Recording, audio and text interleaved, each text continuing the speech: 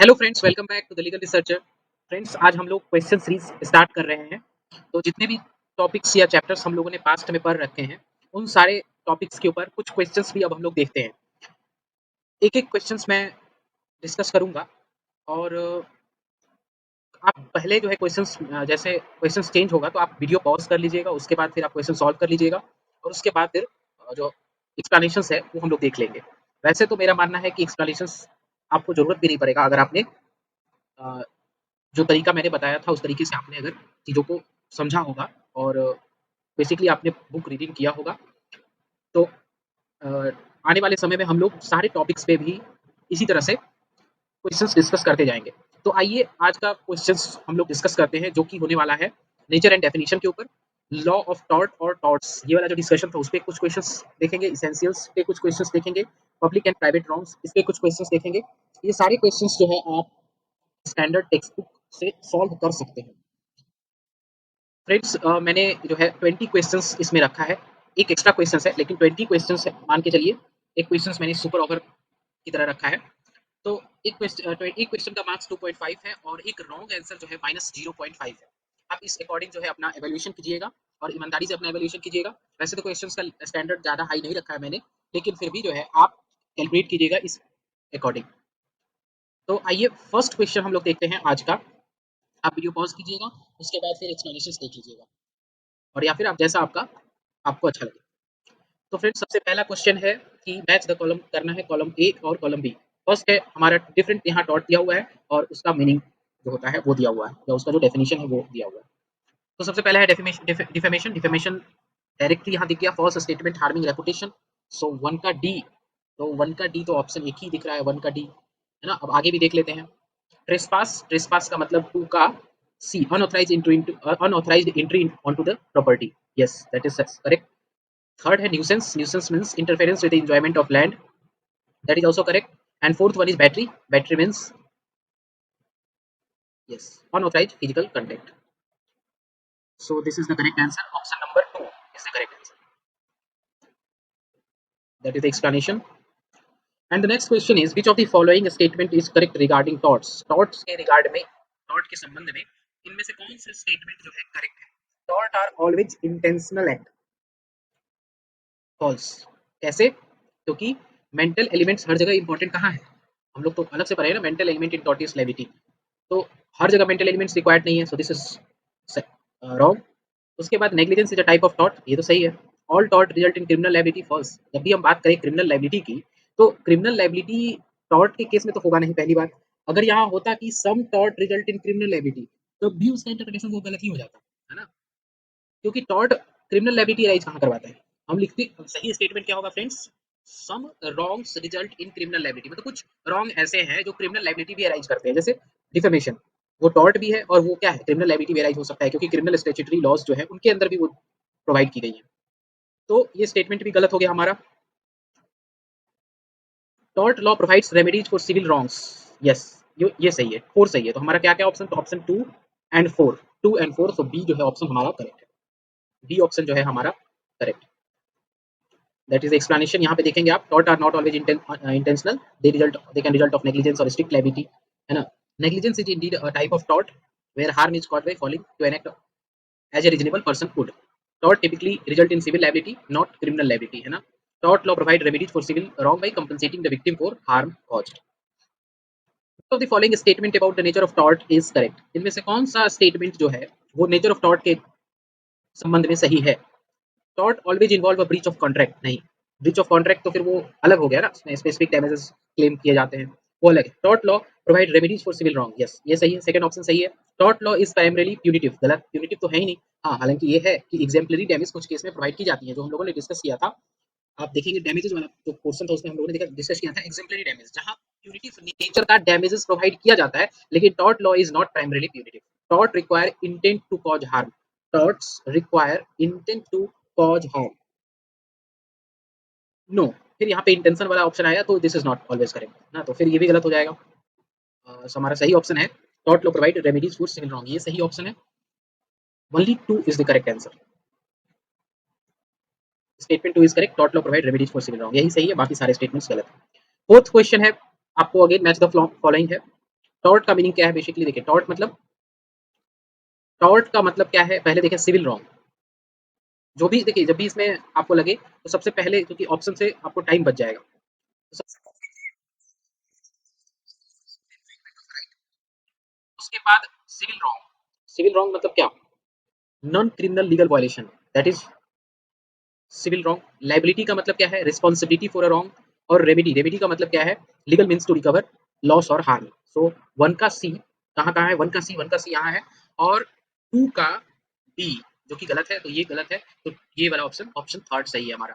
To का D, three का ए और फोर का B, that is correct. Option number three one is the correct. अब सालमेंट के या सालमेंट के डेफिनेशन के according, a tort is a civil wrong for which remedy is a common law action for dash and which is not exclusively the breach of contract और breach of trust और other mere equitable obligation. ये हम लोगों ने शुरुआती chapters में discuss किया था, nature and evolution of tort में जब हम लोगों ने डिस्कस किया था, तो वहां हम लोगों ने डिस्कस किया था। तो इसका पहला ऑप्शन है डैमेजेस होगा, option number A is the correct answer. Question number 6 है, which of the following statement are correct according to Winfield's definition of tort. Winfield के डेफिनेशन ऑफ टॉर्ट के अकॉर्डिंग कौन सा स्टेटमेंट सही है? अब विनफील्ड का डेफिनेशन आपको पता होगा तभी आप ये सॉल्व करेंगे। सो टॉर्ट इज, क्योंकि देखिए इसमें मैंने ट्विस्ट किया है, मैं बताऊंगा अभी आपको। Tort is a breach of duty that leads to liability in civil court. Yes, that is correct. Tort includes breach of contractual obligation. No, contractual obligation तो कॉन्ट्रैक्ट में होगा, अगर वो कॉन्ट्रैक्ट होता तो फिर टॉर्ट को हम लोग अलग से नहीं पढ़ते, वो कॉन्ट्रेक्चुअल ऑब्लिगेशन पढ़ते। सो दिस इज रॉन्ग, है ना, इसको अलग कलर से हमको कर देना चाहिए था, है ना, इसको अलग कलर से कर देते देखिए। उसके बाद some injury inflicted upon a person that are not criminal or tort. Some injuries inflicted upon a person that are not criminal or tort. तो दिस इज करेक्ट, है ना, मैंने यहाँ सम कर दिया, है ना, सम इंजरी इन्फ्लिक्टेड, तो इसलिए स्टेटमेंट क्या हो गया? सही हो गया। A tort only arises when there is an intentional act, again false. So दो स्टेटमेंट हमारा सही हो गया, option one and option three. Option number A is the correct. देखिए अगर यहाँ पे यही मैंने ट्विस्ट किया था, यहाँ पे ऑल अगर रहता, all injury inflicted upon a person that are not criminal और टॉर्ट, तो क्या हो जाता? गलत गलत हो जाता। लेकिन अगर हमने कहा some injuries inflicted upon a person that are not criminal or tort, yes, क्योंकि कुछ इंजरी ब्रीच ऑफ ड्यूटी है, कुछ कॉन्ट्रेक्चुअल ऑब्लिगेशन का है, सो इस तरह से डिफरेंट हो सकते हैं। सो option number A is the correct answer. अब है डिफरेंट स्कॉलर्स के द्वारा जो डेफिनेशन दिया गया है टॉर्ट का, वो क्या है? तो आपको बताना है सालमन का डेफिनेशन क्या है, विनफील्ड का डेफिनेशन क्या है और फ्रेजर का डेफिनेशन क्या है। ये सारे डिस्कशन हम लोग कर चुके हैं, मांगिया के अंदर ये सारा कुछ दिया हुआ है। सालमन का डेफिनेशन क्या है फ्रेंड्स? तो पहला डेफिनेशन है वो ही सालमन का डेफिनेशन है, tort is a civil wrong which is not exclusively the breach of contract और ब्रीच ऑफ ट्रस्ट। विनफील्ड का डेफिनेशन क्या है? यस, विनफील्ड का डेफिनेशन है tort involves breach of duty recognised by law. And Fraser का definition है tort is an infringement of right in rem that results in civil liability. So basically first option ही सही है, सबका सामने सामने ही दिया हुआ है यहाँ पे, ठीक है, ये this is the correct. Next question है, which of the following are considered essential elements of a tort. इनमें से कौन जो है एसेंशियल एलिमेंट्स है टॉर्ट का? तो duty of care, yes, reasonable duty of care की बात हम टॉर्ट में हमेशा करते हैं, ऑलमोस्ट सारे केस में हम लोग करते हैं। हम लोगों ने डिफेंस देखा था, वहां पे हर जगह आप देखते देखे थे कि ड्यूटी ऑफ केयर है ना, वो हर जगह था। Breach of duty, yes definitely ये एसेंशियल्स है। उसके बाद डैमेजेस और इंजरी, यस ये भी है। सो बट मेलिशियस इंटेंट, ये कई बार क्वेश्चन आया फ्रेंड्स, हर बार इंटेंट इंटेंट वाला क्वेश्चन आया, तो दिस इज रॉन्ग। 3 नंबर जो है रॉन्ग है, यानी 1 2 and 4, this is the correct, option number C is the correct. Next question है, regarding the essentials of tort law which of the following statements are accurate. Essentials of tort law के according, मतलब जो tort law के अंदर essentials है उसके according इनमें से कौन सा स्टेटमेंट जो है सही है? Duty of care is always a statutory obligation, सही है कि गलत बताइए? So this is a wrong statement, friends. No, this is a wrong statement because duty of care is always a statutory obligation. No, no, no. Always a statutory obligation. No. Sometimes they do not require statutory obligation. There must be a direct causal link between breach of duty and damage. Yes, ये तो show करना पड़ता है, ये तो होगा। अगर direct causal link नहीं है तो breach of duty और damage ये हम लोग पढ़ेंगे जब हम लोग देखेंगे आपको एक तो चैप्टर आता है रिमोटनेस ऑफ डैमेज, वहां देखेंगे तो वहां भी क्लियर होगा। लेकिन वैसे हम लोग ने नेचर और डेफिनेशन के में जो है उस पोर्शन में हम लोगों ने ये डिस्कस कर रखा है, तो ये दिस इज द करेक्ट, ये सही है। The damage must be foreseeable, yes ये भी सही है। और every breach of duty results in liability, ऐसा नहीं है। देखिए हर ब्रीच ऑफ ड्यूटी जो है लायबिलिटी अराइज करे, ऐसा नहीं है। सो दिस इज गलत, ये गलत, ये सही नहीं है, ये स्टेटमेंट गलत है। तो हमारा सही स्टेटमेंट क्या क्या है? ऑप्शन नंबर 2 एंड 3 सही है, इसलिए सी जो है ऑप्शन हमारा सही है। देखिए duty of care can arise from common law और स्टैट्यूट्स, कॉमन लॉ से भी ड्यूटी ऑफ केयर अराइज हो सकता है ना, टॉर्ट के केस में तो ये काफी आम है। मतलब जो अदर, क्योंकि टॉर्ट जो है वो डेवलपिंग फेज में, हमेशा डेवलपिंग फेज नहीं है, कई समय से ही जो है डेवलपिंग फेज में ही बना हुआ है। तो कॉमन लॉ के अंदर भी जो है वो ड्यूटी ऑफ केयर देखने को मिल सकता है। उसके बाद आप देखें एक हाँ, not every breach of duty result in liability, if there are valid defences, अगर वैलिड डिफेंस है तो फिर ब्रीच ऑफ ड्यूटी कैसे होगा, है ना? वहाँ पे लायबिलिटी अराइज नहीं होगी, इसलिए 4 नंबर जो था ऑप्शन गलत था। उसके बाद देखिए 10th क्वेश्चन है, identify the correct application of pigeonhole theory in the following scenarios.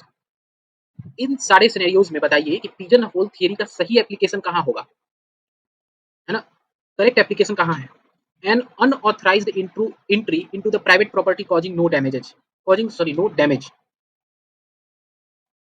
Yes, तो ये तो सही है, इस केस में होगा। Publishing false information about someone leading to reputational harm, yes defamation का केस है, इसमें भी होगा। Negligent driving, yes. Legal business causing unpleasant order that annoy neighbours, अभी तो जस्ट पिछले वीडियो में हम लोगों ने देखा, है ना? इसमें हम लोगों ने देखा था ट्रेसपास का अनप्लीजेंट ऑर्डर। तो यहाँ पे चारों जो स्टेटमेंट्स है, ये अनऑथराइज्ड एंट्री है, ट्रेसपास, है ना? यहाँ भी ट्रेसपास के न्यूसेंस के सेंस में आप ले सकते हैं ना, न्यूसेंस है यहाँ पे। तो ये सारे जो है, सारे के सारे जो है डिफरेंट टाइप ऑफ रॉन्ग्स हैं।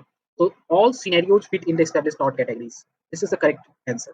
ऑप्शन नंबर सी जो है वो हमारा करेक्ट है। देखिए ट्रेसपास के लिए है पहला, दूसरा डिफेमेशन का केस हो रहा था, तीसरा नेग्लिजेंस हो रहा था, और चौथा जो है वो प्राइवेट न्यूसेंस था। क्वेश्चन नंबर 11 देखिए, क्वेश्चन नंबर 11 में क्या है कि जो डिबेट है law of tort and law of tort focuses on the scope and nature of tortious liability, वो क्या चीज पे फोकस करता है? स्कोप पे और नेचर ऑफ टॉर्टियस लायबिलिटी के ऊपर फोकस करता है। इनमें से कौन सा स्टेटमेंट जो है वो उस डिस्कशन के सही इसेंस को बताता है?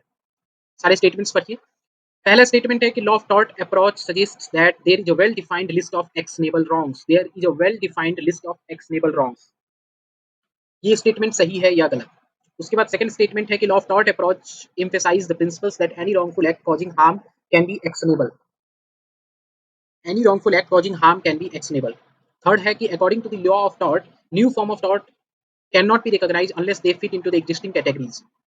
एंड फोर्थ वन है कि law of tort theory is more flexible allowing for the evaluation and evolution and recognition of new torts as society changes.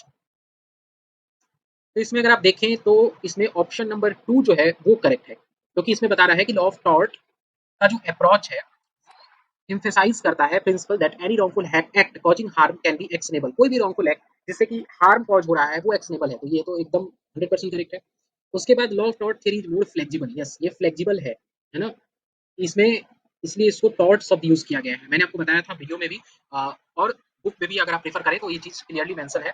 ये थ्योरी मोर फ्लेक्सिबल है, और ये जो है evolution and recognition new tort society के change से जो नए तरीके के टॉर्ट हो सकते हैं, कमिट हो सकते हैं, जो नए तरीके के टॉर्ट, उन सब के लिए जगह प्रोवाइड करता है और उसको फ्लेक्सिबल होकर के उसको भी कवर करता है। So option number 2 and 4 are correct, B is the correct option. 2 and 4 are correct, B is the correct option. Statement 1 incorrect है ना? इसमें तो दिया हुआ था कि law of tort suggest that there is a list of actionable wrongs, लेकिन इसका कहीं मतलब नहीं है कि ये कंप्लीटली फिक्स्ड और इनफ्लेक्सिबल है ना? इससे ये कहीं साबित नहीं होता है ना? उसके बाद जो थर्ड स्टेटमेंट है, while the law of tort approach is based on existing category, it can still recognize new forms of tort, इसमें new forms of tort recognize हो सकते हैं। इसमें लिखा हुआ है कि new form of tort recognize नहीं हो सकते हैं, बट ऐसा नहीं है। इसी पे एक और क्वेश्चन आइए, देखिए किस तरह से एक और क्वेश्चन आ सकता है। So the debate between law of torts and law of tort, एक जगह टॉर्ट्स नहीं होगा, एक जगह नहीं पढ़िए, has a significant implications in how new torts are recognized. Which of the following statement accurately reflect the viewpoint of this debate? The law of tort restricts the recognition of new tort to those already classified. Restricts the recognition of new torts to those already classified. देखते हैं अभी हम लोग उसको आगे statements पहले पूरा पढ़ लें। Law of torts theory promote flexibility in recognizing new tort based on general principles of wrongfulness. अच्छा, इसमें जितने भी चीजें दी गई हैं सब टॉर्ट्स के रिगार्डिंग, लॉ ऑफ टॉर्ट्स के रिगार्डिंग है, इसलिए यानी कि यहाँ पे जो है स्टेटमेंट जो है, यहाँ पे भले ही टॉर्ट्स नहीं है लेकिन सारे स्टेटमेंट्स हमको टॉर्ट्स के रिगार्डिंग में देखना है, यानी सारा स्टेटमेंट तो करेक्ट नहीं होगा। Under the law of torts court can not adapt to new societal harms, है ना? टॉर्ट्स तो अभी जस्ट हम लोगों ने पिछले क्वेश्चंस में देखा, पिछले क्वेश्चन में देखा, और पहले भी हम लोग जानते हैं कि जो टॉर्ट्स है, लॉ ऑफ टॉर्ट्स वो क्या करता है, वो अडेप्ट करता है, तो अडेप्ट करता है न्यू सोसाइटल हार्म्स के अकॉर्डिंग। तो ये तो स्टेटमेंट गलत है भाई, 3 नंबर गलत है, 3 गलत है, तो ये दो ऑप्शन नहीं होगा। अब बात आता है 1 2 और 2 4, 2 देख लेते हैं। Law of torts theory promote flexibility in recognizing new tort based, yes ये इसका उल्टा है, तो फिर ये तो सही है, 2 सही है, 2 सही है, तो 2 और 4 4 देखना पड़ेगा। Law of torts allow for broader judicial discretion in an, yes सही है, सो 2 और 4 करेक्ट है। देखिए कई बार अगर आप थोड़ा स्टेटमेंट में फँसते हैं, तो इस तरह से आप सॉल्व कर सकते हैं। सो 2 एंड 4 अगेन सही है। आइए एक्सप्लेनेशन देख लेते हैं इसका। इसकी एक्सप्लेनेशन हम लोग देख लेते हैं। यस 2 और 4 सही है। स्टेटमेंट 1 जो था, स्टेटमेंट 1 था पार्शियली करेक्ट था। जैसे देखिए स्टेटमेंट 1 था law of torts restrict the recognition of new टॉट टू दोज़ ऑलरेडी क्लासिफाइड। बिल्कुल रिस्ट्रिक्ट तो करता है लेकिन नए टॉट्स के लिए जगह बनाता है ना? क्योंकि पहले हमको देखना है, जो थियरी कहती है कि पहले हमको देखना है कि जो ऑलरेडी एग्जिस्टिंग है उसमें से आ रहा है कि नहीं। अगर वो रॉन्ग उसमें नहीं एग्जिस्ट करता है तब हमको नया रॉन्ग के अंदर वो नया जो है बक्सा उसके लिए बनाना है, नया बॉक्स उसके लिए बनाना है। स्टेटमेंट 3 भी जो है वो बाकी सारे स्टेटमेंट्स हम लोगों ने ऑलरेडी डिस्कस कर लिया। सो क्वेश्चन नंबर 13 देखिए 13 नंबर क्वेश्चन है, which of the following accurately describe why a tort is considered a civil wrong. Tort civil wrong consider किया जाता है। ये इन स्टेटमेंट्स में से कौन सा स्टेटमेंट साबित करता है? Tort involves a violation of public law that result in punishment by the state. False statement है, पनिशमेंट बाय द स्टेट तो होता ही नहीं है। मतलब कोर्ट पनिश करेगा बट वो उस सेंस में नहीं लेना है। यहाँ पे दूसरा सेंस में दिया गया है कि result in punishment by the state, मतलब जो क्रिमिनल लॉज के अंदर आपको पता है वहाँ पे स्टेट पनिशमेंट देता है। यहाँ पे केस आएगा, जब अदर पार्टी केस करेगी तब जाके वो सूट लाएगी तो फिर हम देखेंगे, है ना। स्टेट वैसे अपने आप से कूदेगा नहीं इसमें। Third is a breach of legal duty that cause harm to an individual and remedies typically compensation. ये तो स्टेटमेंट बिल्कुल सही लग रहा है और ऑप्शंस इस तरह से दिया हुआ है कि एक ही स्टेटमेंट सही होगा, यानी ये स्टेटमेंट 2 100% सही है। लेकिन फिर भी पढ़ लेते हैं हम लोग बाकी statement. Tort arises only from contractual obligation, तो गलत है भाई, इसको कॉन्ट्रेक्चुअल ऑब्लिगेशन तो होगा नहीं। फोर्थ ऑप्शन देखें, tort is an any action that is deemed immoral by society societal standard regardless of legal context. नहीं ऐसा नहीं। सोसाइटल स्टैंडर्ड्स और इमोरलिटी ये सब चीजें हम लोग डिस्कस नहीं करते हैं, लॉ देखता ही नहीं है, मतलब ऑलमोस्ट लॉ इसको डायरेक्टली नहीं देखता है ना, इनडायरेक्टली हो सकता है देखे बट लीगल सेंस में हम लोग इमोरल बिहेवियर को हमेशा कंसीडर नहीं करते अनलेस लॉ बना हुआ हो। सो ऑप्शन बी जो है हमारा सही है। ऑप्शन बी जो है हमारा सही है। सेकंड ऑप्शन जो है हमारा करेक्ट।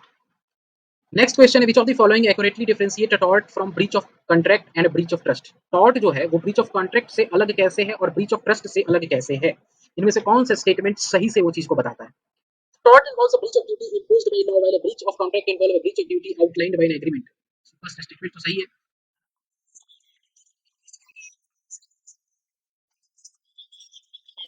उसका वायलेशन है। A tort provides remedies such as damages for harm caused whereas breach of contract typically result in specific performance or damage। ये भी स्टेटमेंट सही है। थर्ड स्टेटमेंट है कि breach of trust relates to the failure to fulfil obligation under the trust relationship which is different from wrongful act under the tort law. Yes, तभी तो हम लोग उसको अलग करते हैं। ब्रीच ऑफ ट्रस्ट में ट्रस्ट के वजह से जो ट्रस्ट रिलेशनशिप की वजह से जो ऑब्लिगेशन अराइज होता है उसका वैल्यूएशन, उसका वायलेशन है, उसका उसको सही से सस्टेन करने का नहीं कर पाया यानी फेल्योर किया, तो वो ब्रीच ऑफ ट्रस्ट है। लेकिन वो जो टॉर्ट है उससे अलग है, तभी तो हम लोग दोनों अलग करते हैं और दोनों को डिफरेंशिएट करते हैं। और फोर्थ स्टेटमेंट है कि tort law and contract law are govern entirely separate legal principles. Yes, वो भी सही है। तो ऑल स्टेटमेंट्स आर करेक्ट, सारे स्टेटमेंट्स यहाँ सही है। Only 1 2 3 4 state option B, sorry इसमें ऑप्शन सी दे रहा है। Only 1 2 and 3 are correct. Only 1 2 and 3। Tort and contract law are govern by entirely separate legal principle, they can overlap in dot entirely. अच्छा sorry sorry sorry friends, यहाँ पे देखिए आप statement अगर आप ध्यान से नहीं पढ़ेंगे तो जैसे मैंने मिस्टेक किया आप भी कर सकते हैं। Tort law and contract law are governed by entirely separate legal principles. तो ये ध्यान में रखिए, देखिए किस तरह से इंटायरली शब्द जो है पूरा का पूरा सिस्टम खराब कर दिया है ना, कि स्टेटमेंट तो हमसे भी गलती हो गया। सो ये नहीं होगा फ्रेंड्स, यहाँ पे इंटायरली से ध्यान रखिए। हमें डिफरेंट प्रिंसिपल्स में तो जगह नहीं रखा है, लेकिन उसके बावजूद भी डैमेजेस कंपनसेशन जो हम लोगों ने डिस्कस किया फ्रेंड्स, डैमेजेस कंपनसेशन, तो option C is the correct है ना, सी सही है। ये सही नहीं है, इसको हटा दीजिए आप, तो इसको आप हटा दीजिए। ऑप्शन नंबर सी जो है वो हमारा सही है। देखिए अच्छा हुआ ये गलत हुआ क्वेश्चन, आप भी आपसे ध्यान रखेंगे, हो सकता है आप में से बहुत लोग सही बनाए हों। तो ये ऑप्शन गलत हो गया हमारा। चलिए क्वेश्चन नंबर 15 क्या है, which statement correctly highlight why a tort is classified as civil wrong distinct from a mere breach of contract और ब्रीच ऑफ ट्रस्ट, है ना। इनमें से कौन सा स्टेटमेंट ये बताता है, करेक्टली हाईलाइट करता है कि क्यों टॉर्ट सिविल रॉन्ग माना जाता है, क्लासिफाई किया जाता है, जो कि डिफरेंट है ब्रीच ऑफ कॉन्ट्रैक्ट और ब्रीच ऑफ ट्रस्ट से। सेम सेम सेम ही थीम पे क्वेश्चन है। तो tort law cover a broad range of wrongs including negligence, defamation, trespass. ये तो सही है। Breach of contract specifically involves failing to fulfill contractual promises. Breach of contract, yes ये भी सही है। Breach of trust is concerned with fiduciary duty not general wrongful acts। ये भी सही है friends. Both tort law and breach of contract law provide identical remedies for wrongs committed। both tort law and breach of contract law provide identical remedies for wrongs committed। law provides identical remedies for wrong committed। tort and breach of contract provide identical remedies for wrongs committed। Identical है, देखिए fourth statement again फिर एक doubt वाला statement है। वैसे 1 to 3 तो सही है, लेकिन देखिए both tort law and breach of contract law provide identical remedies for wrongs committed, दोनों में आइडेंटिकल रेमेडीज है, देखिए हर केस में नहीं है, तो इस स्टेटमेंट को हम लोग फॉल्स मान के चलेंगे, तो 1 टू 3 जो है ऑप्शन करेक्ट होगा। यस, ये स्टेटमेंट जो है फॉल्स ही है, क्योंकि ये स्टेटमेंट हमेशा टॉर्ट लॉ के अंदर और ब्रीच ऑफ कॉन्ट्रैक्ट लॉ के अंदर सेम रेमेडीज नहीं है। जैसे टॉर्ट में स्पेसिफिक टाइप ऑफ डैमेजेस जो है वो आपको देखने को कम मिलेगा, लेकिन वहां पे क्या है, जो स्पेसिफिक रिलीफ एक्ट वाला है वो कम मिलेगा आपको टॉर्ट लॉ में। ब्रीच ऑफ कॉन्ट्रैक्ट में आपको जो डैमेजेस दिखेगा वो अलग दिखेगा। जैसे tort law and contract often provide a different remedy specific to the type of wrong, है ना, दोनों में डैमेजेस आपको अलग मिलेगा। और हम लोगों ने देखा भी फ्रेंड्स कि टॉर्ट लॉ में हमेशा अधिकतर क्या डैमेजेस आपको प्रोवाइड किया जाएगा, मॉनिटरी टर्म्स में, लेकिन ब्रीच ऑफ कॉन्ट्रैक्ट के केस में आपको specific type of damages provide किया जाएगा। जैसे जैसे आपको कई बार आप किसी से स्पेसिफिक रिलीफ एक्ट के अंदर क्या है, कुछ वर्क करवा सकते हैं जो आप करवाना चाहते हैं, स्पेसिफिक जो है रिलीफ आप क्लेम कर सकते हैं, जो कि टॉर्ट लॉ के अंदर आपको नहीं मिलेगा। So option 1 2 3 and only 1 2 and 3 are correct. Next question है friends, question number 16, which of the following best explain why tort law provides for unliquidated damages से संबंधित टॉर्ट लॉ के अकॉर्डिंग कौन सा स्टेटमेंट सही है। Unliquidated damage are pre determined and specific, बिल्कुल गलत। अगर प्री डिटरमाइंड होगा तो अनलिक्विडेटेड क्यों होगा, तो फिर लिक्विडेटेड हो गया ना। Unliquidated damage allow for flexibility in compensating for actual harm suffered, हाँ ये तो है, फ्लेक्सिबिलिटी तो है उसमें, क्योंकि जो हार्म सफर्ड हुआ उसके अकॉर्डिंग वो फ्लेक्सिबल हो सकता है, कम ज्यादा हो सकता है। Unliquidated damage are applicable in case of breach of contract, breach of contract के केस में देखिए अनलिक्विडेटेड डैमेज आर एप्लीकेबल है, कैन एप्लीकेबल नहीं है, स्टेटमेंट भी सही से पढ़ना पड़ेगा। Unliquidated damage are applicable in case of breach of contract, so ये स्टेटमेंट भी unliquidated damage are applicable in case of breach of contract, और ये स्टेटमेंट भी सही नहीं है, क्योंकि ब्रीच ऑफ कॉन्ट्रैक्ट के केस में जनरली क्या है, वो अवेलेबल रहता है, उनके बीच में एग्रीमेंट रहती है, उनके अकॉर्डिंग होता है। Unliquidated damage punitive measure to deter wrongful acts, नहीं ये स्टेटमेंट गलत है, 4 नंबर गलत है, 3 भी गलत है। सो ऑप्शन नंबर 2 सही दिखता हुआ है, ऑप्शन नंबर 2 जो है सही है, ओनली 2 सही है, ठीक है। देखिए ये जो है अनलिक्विडेटेड डैमेज जो है वो कोर्ट के द्वारा डिसाइड किया जाता है, एक्चुअल हार्म जो सफर किया गया प्लेंटिफ के अकॉर्डिंग। उसके अलावा फ्लेक्सिबिलिटी तो ये प्रोवाइड करता ही है, क्योंकि कम ज़्यादा हो सकता है, और स्पेसिफिक सर्कमस्टांस के हिसाब से भी वो चीज़ें चेंज हो सकती हैं।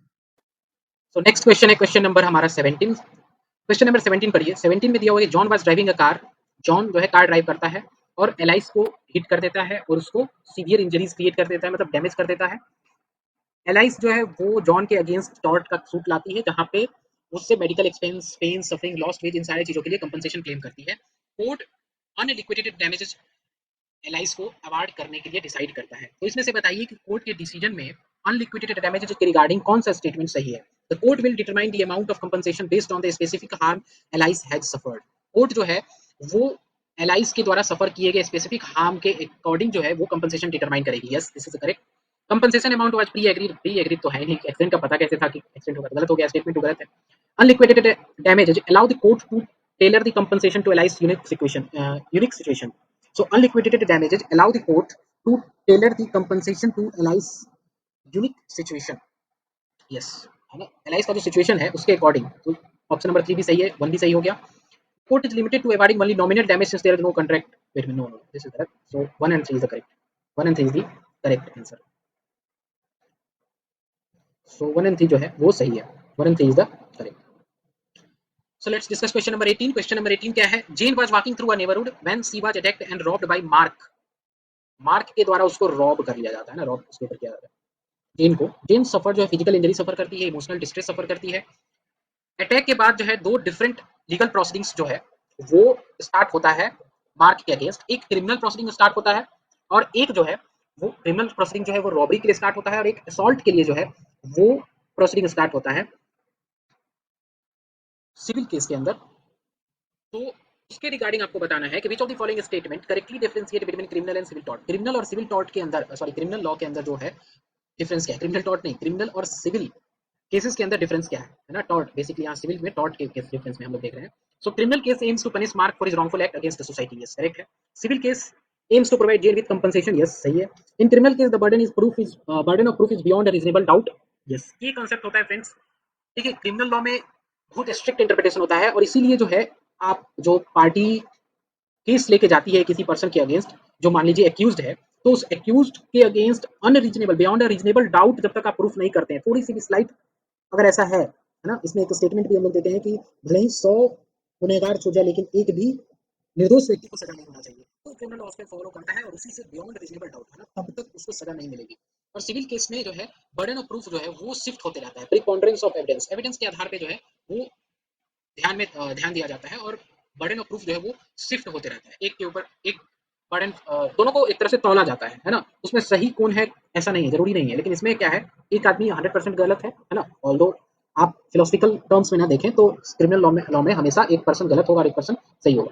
क्वेश्चन नंबर 18 है, तो 18 का सही आंसर हमारा है, चारों ऑप्शन सही है friends, 1 2 3 4 all are correct. Next next question है फ्रेंड्स, क्वेश्चन नंबर 19।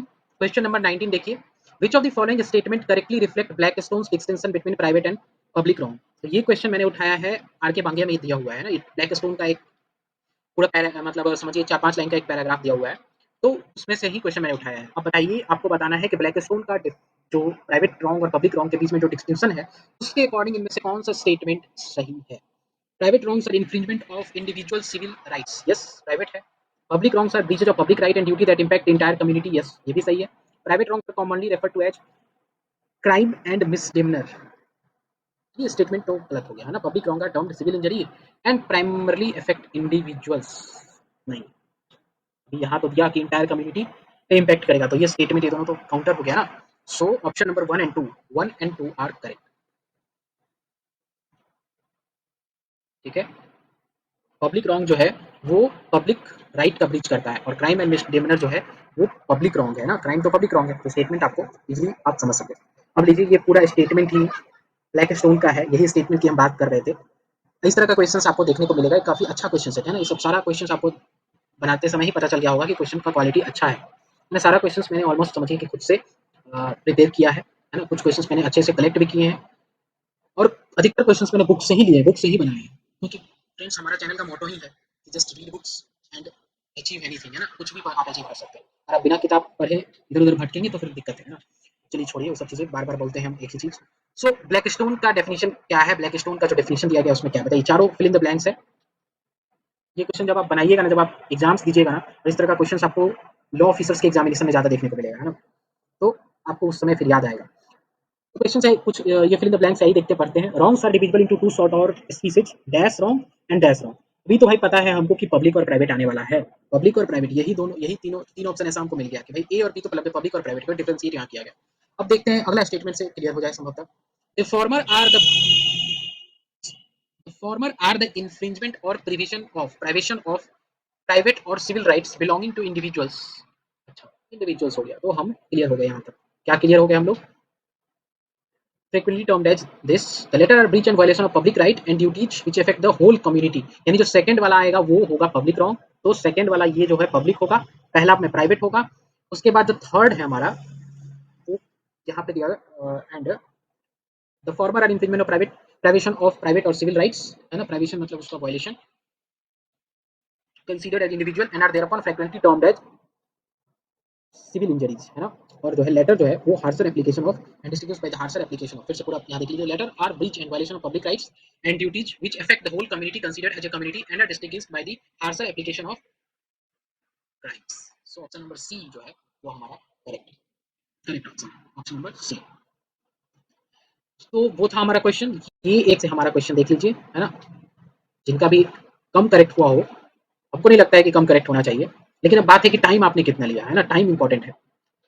अब पता चला आपने 20 मिनट लिया, तो 20 मिनट का सवाल नहीं था, ये सवाल था मुश्किल से आपको 7 से 8 मिनट लगना चाहिए था, उससे ज़्यादा नहीं, only 7 to 8 minutes. During a community event a conflict arises where Tom accuses, Tom and Jerry, ठीक है, Tom accuses Jerry of damaging his personal property. Tom जो है जेरी के ऊपर जो है पर्सनल प्रॉपर्टी के डैमेजेस का आरोप लगाता है। Tom claim that Jerry action were intentional, Tom claim करता है कि जेरी का एक्शन जो था एक्ट जो था वो इंटेंशनल था, जिससे उसको फाइनेंशियल लॉस हुआ। Meanwhile the local authority charge Jerry, local authority जो है जेरी के ऊपर चार्ज करता है with disturbing the peace and causing public disorder, है ना, पब्लिक पीस और पब्लिक डिसऑर्डर के पब्लिक ऑर्डर को बेसिकली डिसऑर्डर करने के लिए, पब्लिक पीस और पब्लिक ऑर्डर को डिस्टर्ब करने के लिए जो है लोकल अथॉरिटी उसके ऊपर चार्ज लगाती है। ब्लैकस्टोन के distinction private and public wrong के डिस्टिंक्शन के आधार पे आपको बताना है कि इनमें से कौन सा स्टेटमेंट सही है। Tom claim against Jerry for damaging his property is an example of private wrong, yes, है ना, डैमेजेस ऑफ प्रॉपर्टी जब private wrong. The charge against Jerry for disturbing the peace an example of public wrong, ये भी सही है। Both private and public wrong are result in criminal prosecution. नहीं, ऐसा नहीं है, क्रिमिनल प्रोसिक्यूशन नहीं होगा प्राइवेट रॉन्ग से, तो फिर वहाँ डैमेजेस आपको मिल सकता है। और both private and public wrong result in civil compensation for damages, तो ये भी गलत है। तो only 1 and 2, 1 and 2 are the correct answer. 1 and 2 ही सही है, 1 एंड 2 सही है। First statement, Tom claim for damage to his property involves a private wrong, whereas civil rights are infringed upon and it leads to civil remedies like compensation. It leads to civil remedies like compensation. Yes. तो कुछ लोग कहेंगे कि बताइए property अगर कोई चोरी भी गलत हो तो मेरा डैमेज हो गया प्रॉपर्टी पे, तो यहाँ पे उस सेंस में नहीं है फ्रेंड्स, यहाँ पे उस सेंस में नहीं है। आप ये नहीं बोलिए, ये नहीं बोल सकते ना एमसीक्यू में, ये आपको खासतौर पर ध्यान, ज्यादा दिमाग नहीं लगाना, मतलब ज्यादा उल्टा सीधा दिमाग नहीं लगाना है ना, डायरेक्ट दिमाग लगाना है, दिमाग नहीं लगाना है। अदरवाइज तो आप इस डैमेज को किसी भी तरह से प्रॉपर्टी के द्वारा प्रॉपर्टी डैमेज कर दिया है, ऐसा नहीं है। हाँ, इसको सिंपल सेंटेंस में है समझने का प्रयास करिए। तो ये था फ्रेंड्स हमारा आज का डिस्कशन। हम लोगों ने आज काफी सारे केसेस देखे, काफी सारे एमसीक्यू सॉल्व किए, 20 एमसीक्यू सॉल्व किए, 20 के अंदर भी कई सारे सब क्वेश्चंस मैंने ऐड किए हुए थे, मतलब कई सारे ऑप्शंस भी अच्छे थे। तो उम्मीद करते हैं कि आपको अच्छा लगा होगा। आने वाले समय में हम लोग और भी जितना तक पढ़ लिए उस सारे टॉपिक्स पे हम लोग डिस्कशन करेंगे। अभी तो चैप्टर 1 पे भी और क्वेश्चन है, चैप्टर 1 पे भी पूरा क्वेश्चन हुआ था। अभी तो हम लोग जो डिस्टिंक्शन है टॉर्ट एंड क्राइम के बीच में, उस पे भी और कुछ क्वेश्चंस देखेंगे। उसके अलावा हम लोग injuria sine damnum sine injuria, उस पे कुछ केस लॉ बेस्ड जो क्वेश्चंस आते हैं उसको भी देखेंगे। उसके बाद हमारा mental element in tortious liability उस पे देखेंगे, privity of contract and tortious liability उस पे कुछ केस देखेंगे। तब जाके हमारा चैप्टर 1 कंप्लीट होगा, चैप्टर 1 पे केस जो है टॉपिक्स पे कवर हो जाएगा। इसके बाद इसी तरह से हम लोग मेंस लेवल क्वेश्चंस भी देखेंगे और वो भी काफी टफ रहेगा। समझिए कि पूरा जो है आपको एक बार में जितना दिख रहा है यहाँ से यहाँ तक इतना बड़ा क्वेश्चंस रहेगा और फिर उसका आंसर सॉल्व हम लोग करेंगे। सो अच्छे से डिस्कशन, अच्छे से जो है आप पढ़ाई करिए, अच्छे से प्रिपरेशन रखिए हर चीज़ के लिए, चाहे कहीं भी जाएँ, कॉम्पिटिटिव एग्जामिनेशन में कूदें या फिर आप एडवोकेसी में जाएँ, कॉन्सेप्चुअल क्लैरिटी आएगा और आपको सबसे अच्छा चीज़ है कि आपको एन्जॉयफुल लाइफ, आपको लाइफ में एन्जॉयमेंट लगेगा। तो मिलते हैं फ्रेंड्स आपसे नए वीडियो में, नए सीरीज में, नए क्वेश्चन सीरीज में। तब तक के लिए आप अपना ख्याल रखिए। Thank you very much for listening to the videos, thank you very much for participating in this series. Goodbye, best of luck.